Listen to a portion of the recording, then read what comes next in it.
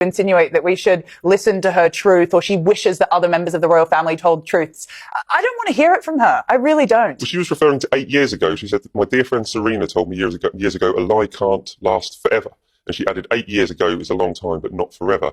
She's trying to move forward. No more vague claims. No more possible partnerships. No more marketing tricks. Disney was out.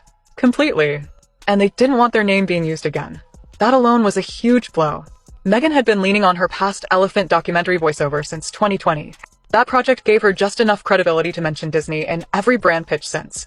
Her team used it often, previously worked with Disney, Disney Collaboration, Royal Disney Project. Hugo, but she is still talking about, still harking back to issues or problems that she had when she was in the royal family.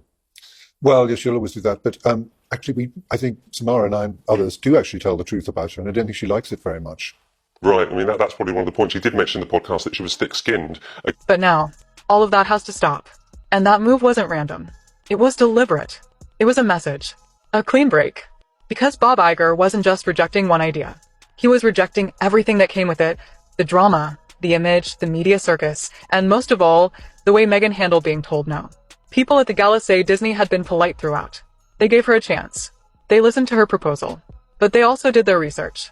Behind the scenes, the studio had already reviewed her numbers. Again, I did kind of raise my eyebrows a little bit about that. But apparently a failure is a win for her. She also said that, and she ought to know because there have been plenty of them. And then also she said at the very end, if you persevered, which was thank you very much for making me watch an hour and a half of this stuff, by the way. I really needed that. Checked the performance of past projects and looked at public opinion. The results weren't strong. Interest was dropping. Audience engagement was low. The brand felt shaky. They had every reason to say no. But Meghan's team wasn't ready for that. They thought the meeting would lead to a green light. That Bob Iger would be impressed just because Meghan was in the room. But Disney doesn't work that way. They work with structure, with performance, with evidence. They don't give deals based on name alone. Not anymore. And Meghan's name? It's not what it used to be. That became clear right after the gala. Meghan's staff tried to spin the story quietly. At the very end, she said that her 15-year-old self would be very proud of her present-day self. And how she's doing. So I wonder what her 15-year-old self was like. I mean, God.